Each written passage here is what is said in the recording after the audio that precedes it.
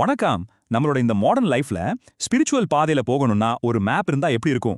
பழங்கால ஞானத்துல அப்படி ஒரு மேப் இருக்குன்னு சொன்னா நம்புவீங்களா? வாங்க, இன்னைக்கு அத பத்தி தான் பார்க்க போறோம். 12. இந்த நம்பர்ல அப்படி என்ன ஸ்பெஷல்? இது வெறும் ஒரு எண்ணிக்கை மட்டும் இல்ல, வேத மரபுப்படி இதுக்குள்ள ஒரு பெரிய ஆன்மீக ரகசியமே அடங்கியிருக்கு. அப்போ நம்மளோட அடிப்படை கேள்வி இதுதான். ஆன்மீக பாதையில நமக்கு வழிகாட்டக்கூடிய அந்த 12 மிகப்பெரிய ஆளுமைகள், அதாவது மகாஜனங்கள் யார் அவங்க? சரி, வாங்க இதுக்குள்ள ஆழமா இறங்கி பாப்போம். முதல்ல மகாஜனங்கள்னா யாருன்னு பாப்போம். அப்புறம் அவங்களோட பாதைகளை 4 முக்கிய பிரிவுகளா பிரிச்சு ஒவ்வொன்றும் நமக்கு எப்படி வழிகாட்டுதுன்னு தெரிஞ்சுக்கலாம். இதுதான் நம்மளோட பிளான். மகாஜனம்னா என்னன்னு முதல்ல புரிஞ்சுக்கலாம். இவங்க வெறும் அறிவாளிகள் மட்டும் இல்ல, இவங்க ஒவ்வொருத்தரும் ஆன்மீக பாதைக்கு ஒரு லிவிங் எக்ஸாம்பிள் மாதிரி, தெய்வீகத்தை அடையிறதுக்கு ஒரு வழியை முழுசா வாழ்ந்து காட்டினவங்க. சரி, நம்ம குழுவுக்கு போலாம். இவங்கள ஒழுங்கின் சிற்பிகள்னு சொல்லலாம். ஏன்னா இவங்க தான் பிரபஞ்சத்துக்கும் சமூகத்துக்கும் தேவையான ஒரு ஒழுங்கமைப்பை அமைச்ச ஒரு ஃபவுண்டேஷனும் போட்டவங்க. முதல்ல பிரம்மா. இவரோட பாதை என்ன சொல்லுதுன்னா, பாரம்பரியத்தை மதிக்கணும், நமக்கு முன்னாடி இருந்தவங்களோட ஞானத்துல இருந்து கத்துக்கணும்னு சொல்லுது. சிம்பிளா சொல்லணும்னா, ஒரு நல்ல பில்டிங்குக்கு ஸ்ட்ராங்கான பேஸ்மெண்ட் மாதிரி நம்ம ஆன்மீக பயணத்துக்கு இது ஒரு வலுவான அடித்தளம் அமைச்சு கொடுக்குது. அடுத்து ஸ்வயம்புவ மனு. இவரோட பாதை ரொம்ப பிராக்டிக்கலானது.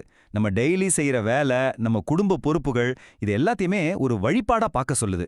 நீங்க செய்யற வேலையே ஒரு விதத்துல தியான மாதிரி மாறுறது தான் இவரோட பாதை. அடுத்தது யமராஜா.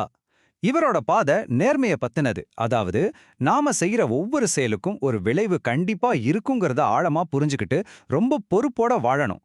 நம்மளோட ஒவ்வொரு ஆக்ஷனுக்கும் நாம தான் பொறுப்புங்கிற விழிப்புணர்வோட இருக்கிறது தான் இந்த பாதை. ஓகே, இப்போ வரைக்கும் நாம பார்த்தது எல்லாமே வெளி உலக கடமைகள், சமூக விதிகளை பத்தின பாதைகள்.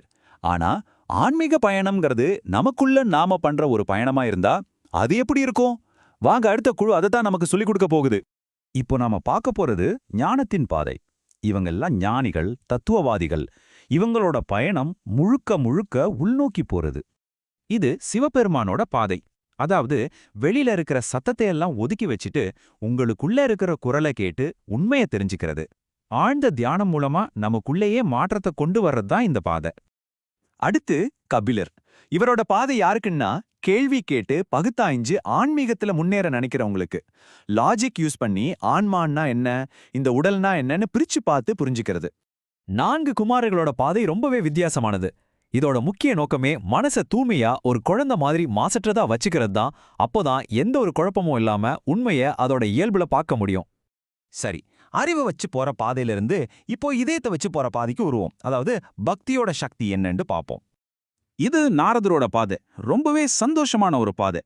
பகவானோட நாமத்தை பாடிக்கிட்டே அந்த ஆன்மீக சந்தோஷத்தை மத்தவங்களுக்கும் பகிர்ந்து கொடுக்கிறது. இது ஒரு கொண்டாட்ட மாதிரி.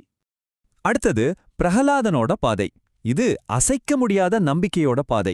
எவ்வளோ பெரிய கஷ்டம் வந்தாலும், எவ்வளோ எதிர்ப்பு வந்தாலும் நம்ம நம்பிக்கையில உறுதியா நிக்கிறது. இதுக்கு ஒரு மன உறுதி வேணும் இல்லையா? பலி மகாராஜா.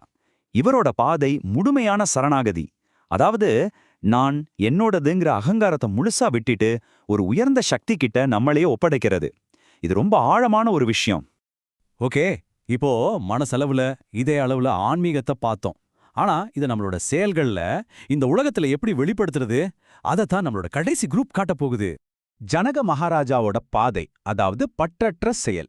ஒரு நல்ல சர்ஜன் ஆபரேஷன் பண்ணும்போது முழு கவனத்தோட திறமையோட செய்வார். ஆனா எமோஷனலா அட்டாச் ஆக மாட்டார். அதே மாதிரி நம்ம கடமைகளை சூப்பரா செய்யணும், ஆனா அதோட ரிசல்ட்ல பற்று வைக்க கூடாது.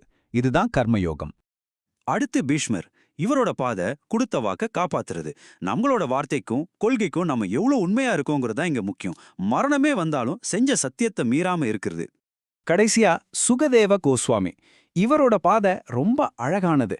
தெய்வீக கதைகளை கேட்கறதுலயும் அதை பத்தி பேசுறதுலயும் முழுசா மூழ்கி போறது.